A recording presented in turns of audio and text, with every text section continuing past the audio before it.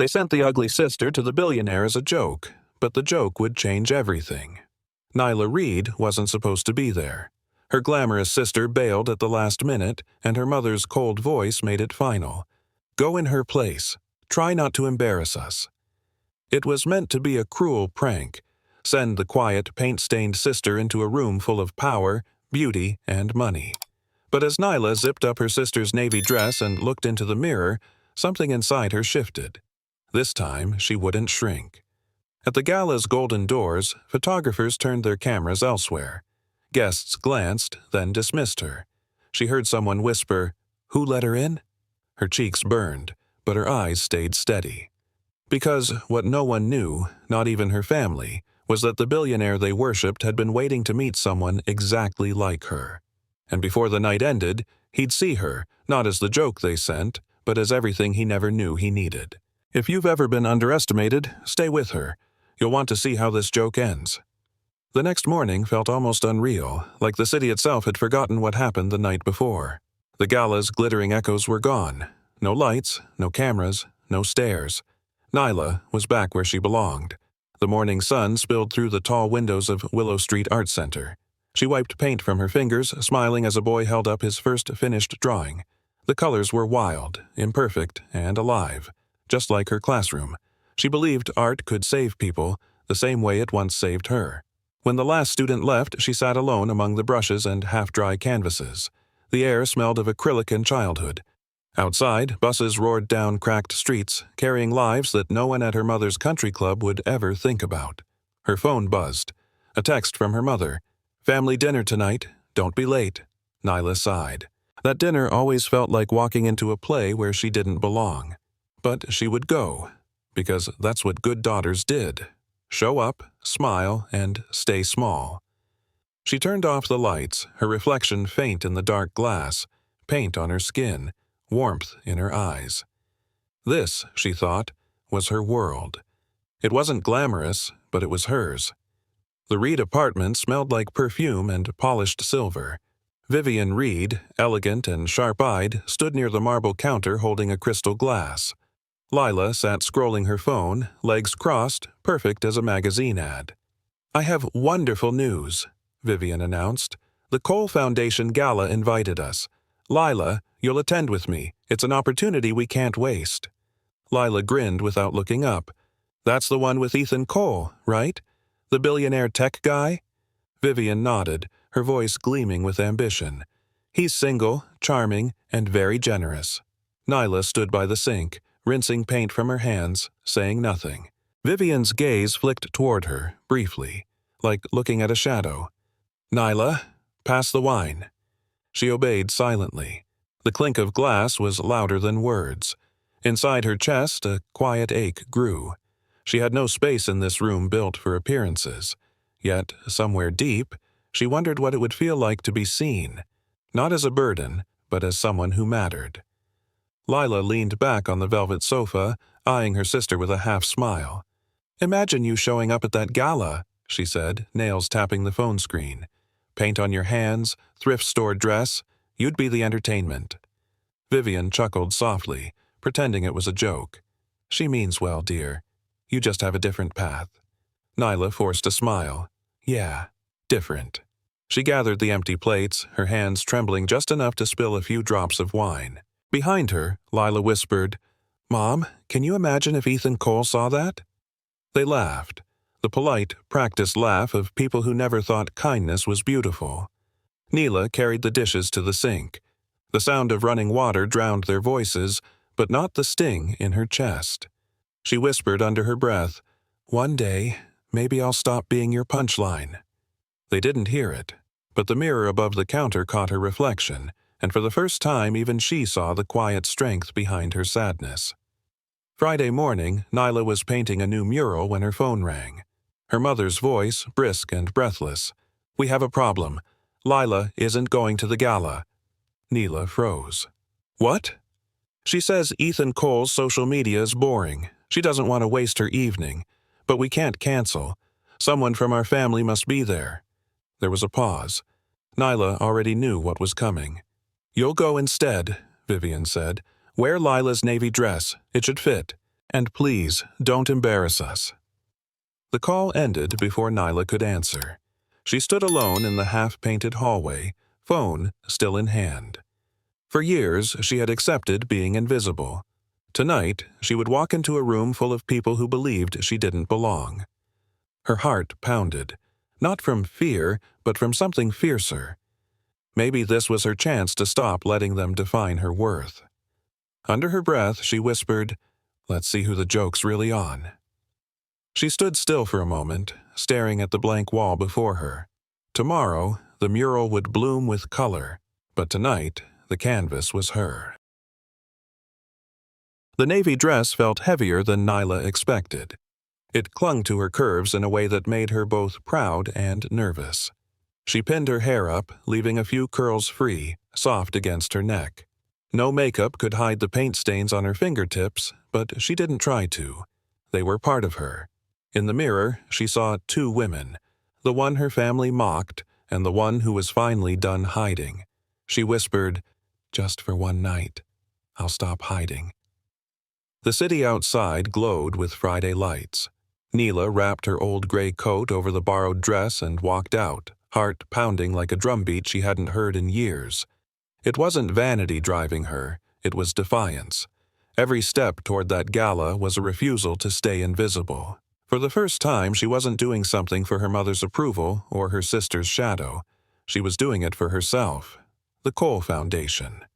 Gala shimmered with glass chandeliers and diamonds. Neela stepped in, gripping her small clutch like armor. The room hummed with laughter and perfume. A waiter brushed past her, and a guest waved at her tray.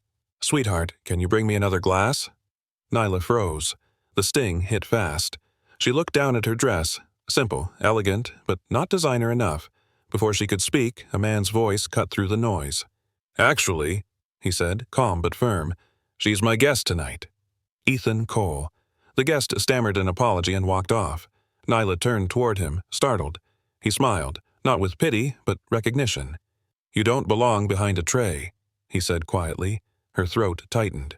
"No, I don't." For a second she felt seen, really seen, and that simple correction felt like the kindest rescue of her life. Mr. Harris, a kind-faced man with silver hair, approached them. "Mr. Cole, this is Ms. Nyla Reed, the woman who runs the Southside Art program we funded last year." Ethan's eyes widened. "You're the one behind those murals. I've read about you." Nyla blinked. "You have?" He nodded. "You were exactly who I hoped would show up." Her heart stuttered. She had walked into the room as a joke, but somehow this man had been waiting for her. They stood near a modern painting of swirling blues and golds. "It's beautiful," she said softly. Ethan looked at the piece, then at her. "It reminds me of how chaos turns into meaning, if someone cares enough to make it." Their eyes met again, and something in her chest shifted, like the first note of a song she already knew. They wandered into a smaller gallery, away from the crowd. The air smelled faintly of wine and old wood. On one wall hung a painting that pulsed with color, dark edges melting into light. Nyla tilted her head. "That's what I try to teach my kids," she said quietly, "turning pain into color." Ethan smiled. "Most people just comment on the price. You see the story." She laughed softly. "That's my job." He studied her for a moment. "You talk about art like it's oxygen." "It kind of is," she said. "For kids in my neighborhood, art is the one place they can breathe." He nodded, more serious now. "That's what I've been trying to build too. Spaces where people can breathe again." For the first time that night, Nyla felt safe enough to stop pretending. They sat on a bench beneath a sculpture made of recycled metal. The noise of the gala faded behind them. "I need to tell you something," Ethan said. "Your family tried to arrange this introduction through someone I know, but when I looked into your work, I asked for your name to be included. I've been following your program for months." Nyla's breath caught. "You wanted to meet me?" He nodded. "Your heart built what money can't." For a long moment, she couldn't speak. No one had ever said words like that to her, not without an agenda. "My family sent me as a joke," she whispered. Ethan smiled faintly. "Then let's make it the best joke they ever told." Nyla felt warmth rise in her chest, a quiet joy she hadn't dared to imagine. For the first time in years, someone saw not what she lacked, but what she was made of. Days blurred into weeks after that night. Ethan called the next morning, then again the day after. Their worlds, so far apart, started to blend in small, tender ways. They met for coffee near the lakefront, where the wind carried laughter off the water. He walked her home after work, hands in pockets, asking questions no one else had ever cared to ask. Sometimes she visited his penthouse library, walls lined with books instead of luxury. They'd sit on the floor, tea in hand, trading stories about failures that shaped them more than success ever did. In those quiet moments, Nyla realized that comfort didn't have to mean distance. He saw her joy, her fear, her messy brilliance, and never tried to fix it. The line between two different worlds blurred, one conversation at a time. For the first time in years, she wasn't surviving. She was living. But, even as the laughter deepened, shadows lingered in small silences. Ethan had habits, checking his phone too often, hesitating before answering questions about trust. When Nyla reached for his hand, sometimes he'd squeeze back with a warmth that faded too quickly. She told herself he was just cautious, that men with too much to lose often carried invisible walls. Still, something in his gaze, measuring, guarded, made her chest tighten. One evening, as she described her student's new art project, he smiled but didn't really listen. His eyes were somewhere else. She wondered if wealth could ever stop whispering in a man's ear, reminding him of what he might lose. And when he kissed her goodnight, gentle but distracted, Nyla felt a quiet crack form beneath all that beauty. Love was growing, but so was the doubt. The next morning, Nyla woke to a flood of messages. Photos, her and Ethan at dinner, walking hand in hand along the lake. Someone had sold them to a gossip blog. By noon, Lila called, her voice sharp as broken glass. "You've been seeing Ethan Cole behind my back?" Nyla's stomach dropped. "Lila, You stole what's mine." Vivian's voice cut in over the line, cool and precise.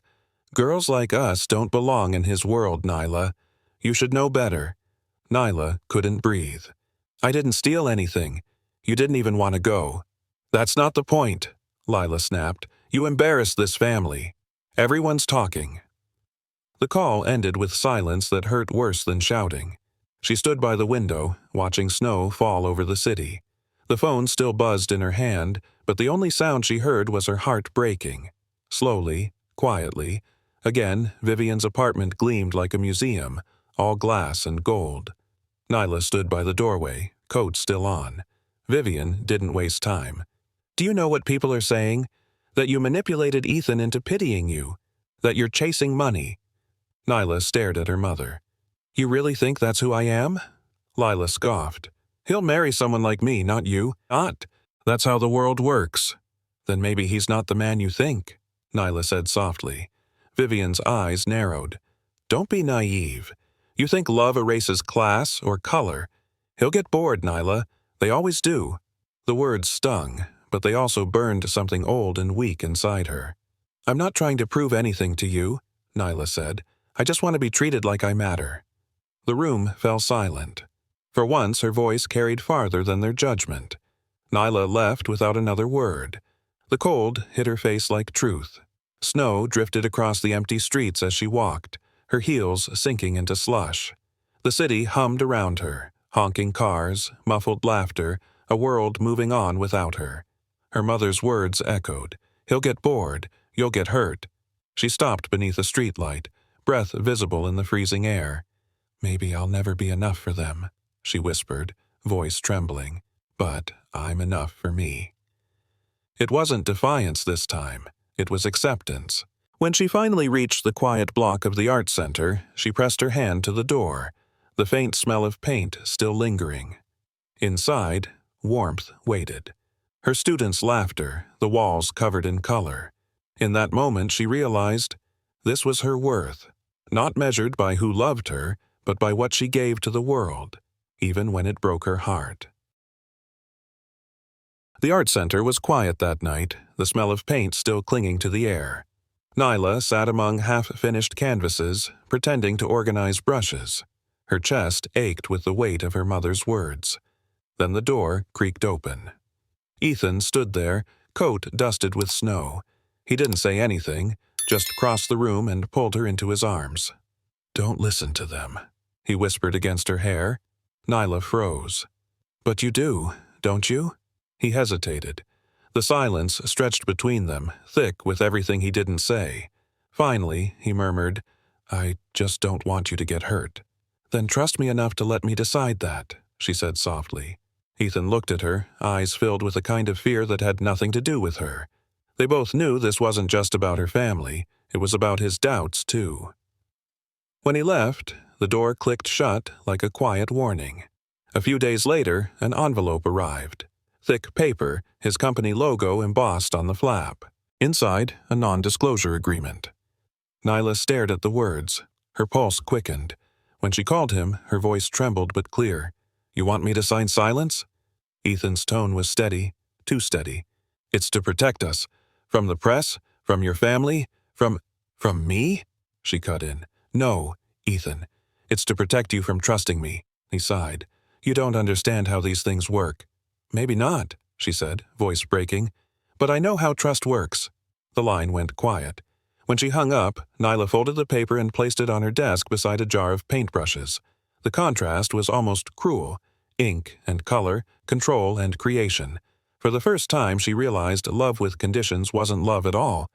That same week, her phone buzzed nonstop. Screenshots filled the internet, fake texts from Nyla's number. "I can't believe how easy this was," one message read. "He totally bought the struggling artist thing." The words were poison. Within hours, gossip sites exploded.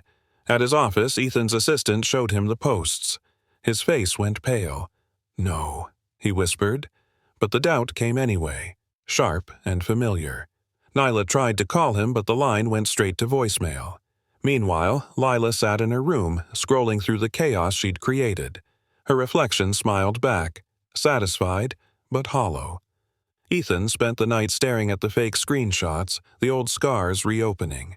He remembered every woman who'd lied, every headline that had humiliated him, and for the first time he wondered if Nyla had just been another beautiful story. He showed up at the art center without warning. The door slammed against the wall. "Explain this!" Ethan shouted, throwing his phone onto the desk. The fake messages glared from the screen. Nyla's heart stopped.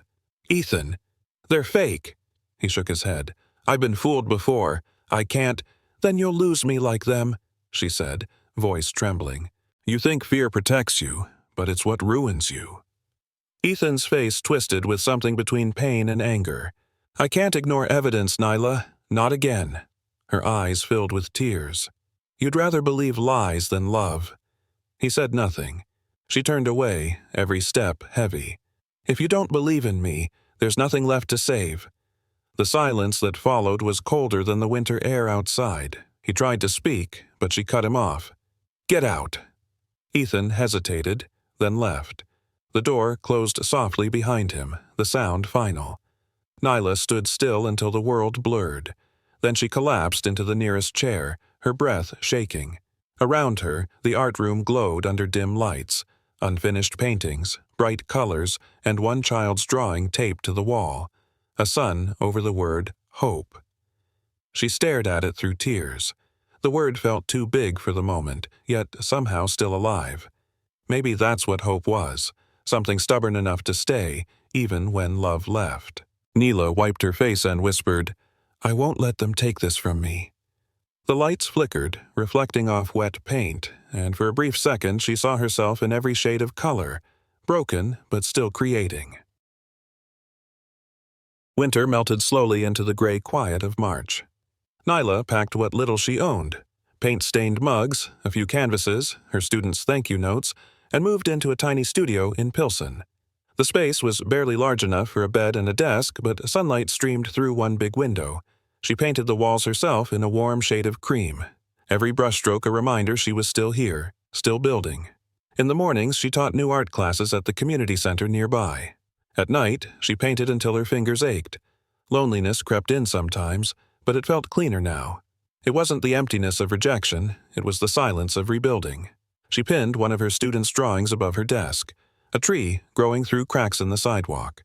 Beneath it, the words, "Keep going." For the first time, Nyla didn't need anyone to tell her she mattered. She was learning to believe it on her own. Weeks later, Nyla stood before a city committee, her proposal trembling in her hands. Her voice was steady, though her heart raced. "Art isn't charity," she said. "It's survival. It's how kids in forgotten neighborhoods learn that their voices mean something." The room went quiet. A few people shifted, uncomfortable. One woman nodded, eyes softening. Nyla continued, stronger now. "Give them brushes instead of excuses. Give them color where the world only shows gray." When she finished, the applause was hesitant but real. As she stepped outside, a light snow began to fall. She lifted her face to it and smiled. The pain hadn't vanished. It had turned into fuel. Every heartbreak, every insult, every doubt had pushed her here. She didn't need saving anymore. She was saving herself. The following week, Mrs. Jacobs, the center's director, called her into the office. "You've turned paint into purpose," she said, sliding a folder across the desk. "I'm retiring next year. I want you to take my place." Nyla blinked, speechless. "Director?" Mrs. Jacobs smiled. "You've earned it, honey. Look at this place. Attendance, donations, energy. You made this happen." Nyla swallowed hard, fighting tears. "Thank you. I'll do my best." "You already are," Mrs. Jacobs said. "You just didn't realize it yet." Walking home that evening, Nyla felt lighter than she had in months. She passed murals painted by her students, faces of hope and courage staring back at her. She whispered, "We did it." And for once, pride didn't feel like arrogance. It felt like healing. The night was cold again, streets slick with snow. Nyla was closing the art center when her phone rang. The number was unfamiliar.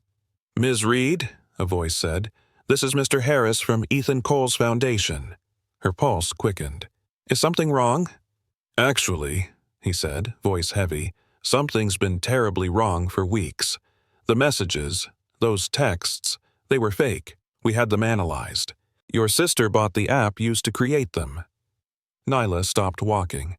The world went still around her. "Are you sure?" "I have the receipts, Ms. Reed. Ethan doesn't know I'm calling, but he deserves to know the truth.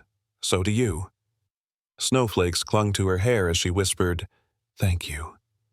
When the call ended, she stood alone in the frozen street, tears burning her eyes. For the first time, the truth didn't hurt. It freed her. The air felt sharp, electric, full of possibility. The next evening, Nyla stood outside Ethan's building, breath visible in the cold. The doorman recognized her and nodded silently. Ethan was in the library when she entered, sitting in the same chair where everything had fallen apart. He looked thinner, older somehow. She spoke first. "Mr. Harris told me. The messages were fake." He closed his eyes. "I let fear win." She nodded, tears glistening. "And I lost faith." He stood, hesitant. "I'm sorry, Nyla. I believed the worst because it was easier than risking being hurt again." Her voice trembled. "You did hurt me. But maybe we both needed to break, to see what trust really means."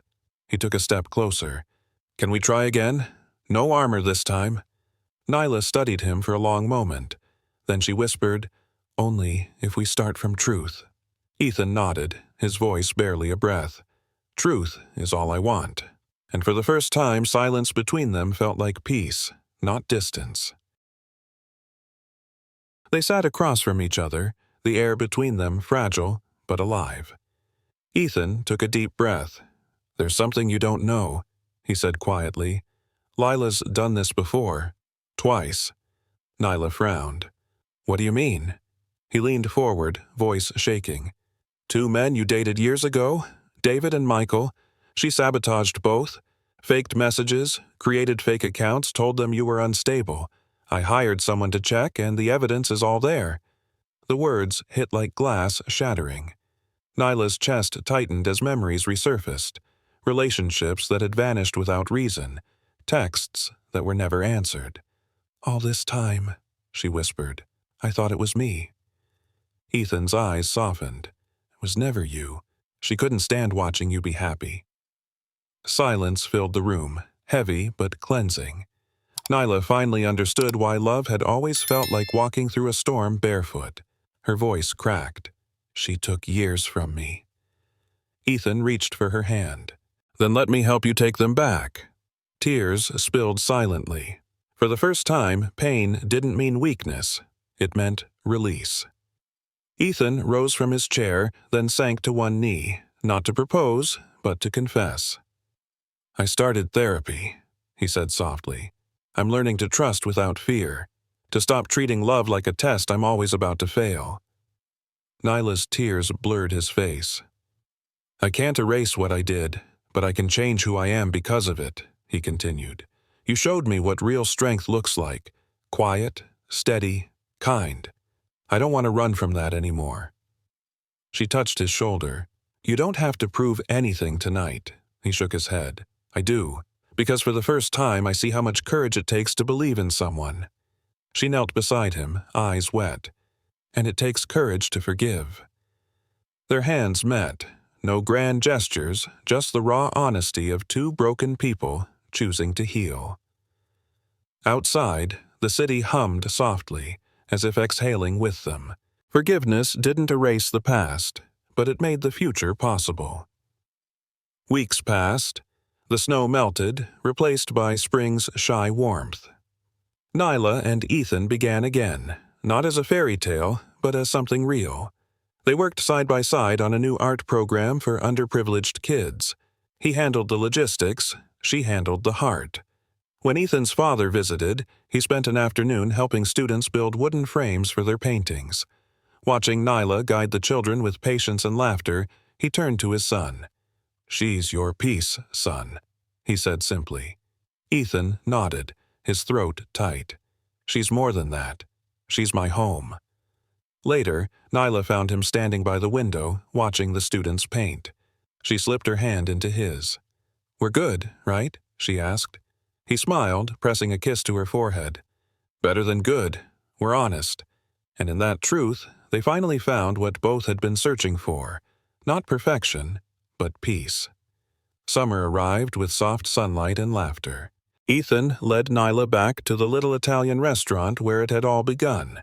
The same table, the same candlelight. He reached into his pocket and pulled out a small velvet box. Inside was a ring made from recycled copper, a labradorite stone glowing with hidden blues and greens. Nyla gasped. "It's beautiful." He smiled. "The copper came from Brightwood's old art tables. The stone, your favorite. It looks ordinary until the light hits it, just like you." Her eyes filled with tears as he knelt. "Nyla Reed, will you marry me?" Her voice was barely a whisper. "Yes."